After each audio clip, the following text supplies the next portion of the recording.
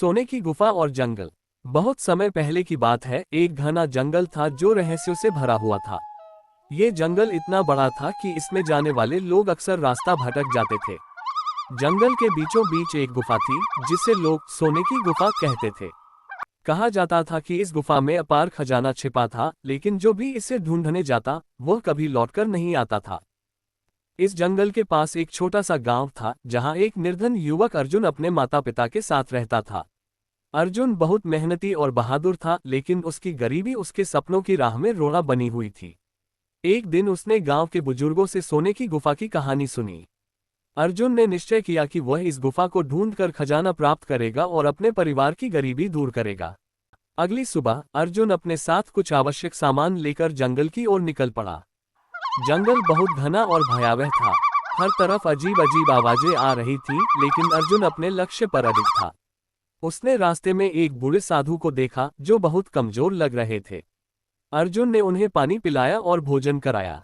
साधु बहुत प्रसन्न हुए और बोले, बेटा, मैं जानता हूं कि तुम सोने की गुफा की तलाश में आए हो, लेकिन याद रखना, लालच सबसे बड़ा दुश्मन होता है।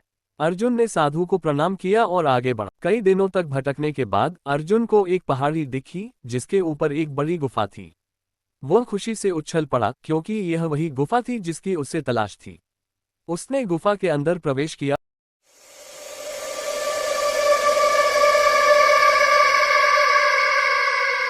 और जो देखा उस पर विश्वास नहीं कर सका। गुफा के अंदर सोने के सिक्के, हीरे जवाहरात और कीमती वस्तुएं भरी पड़ी थीं।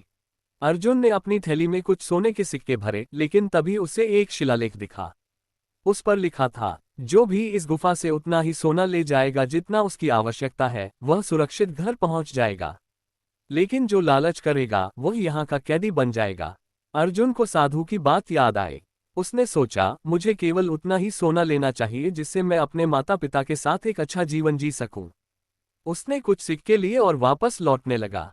लेकिन जैसे ही वह बाहर निकला, उसने देखा कि जंगल के कुछ लालची लोग भी वहां पहुंच चुके थे।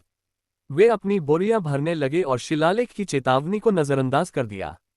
जैसे ही उन्होंने ज्यादा सोना उठाया, गुफा के द्वार पर एक विशाल चट्टान गिर गई और वे सभी अंदर फंस गए। अर्जुन ये देखकर डर गया और जल्दी से वहां से भाग निकला। अर्जुन सुरक्षित गांव लौट आया और उसने अपनी माता पिता की गरीबी दूर कर दी। उसने गांव में एक स्कूल और अस्पताल बनवाया ताकि कोई और उसकी तरह कष्ट न सहे।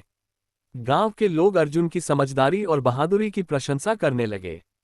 उन्होंने ये भी सीखा कि लालच का अंत हमेशा बुरा होता है। इस प्रकार अर्जुन की ईमानदारी और सूझबूझ ने उसे न केवल धनवान बनाया, बल्कि एक सच्चा नायक भी बना दिया। इस कहानी से हमें ये सीख मिलती है कि हमें लालच से बचना चाहिए और जरूरत भर की चीजों से संतुष्ट रहना चाहिए।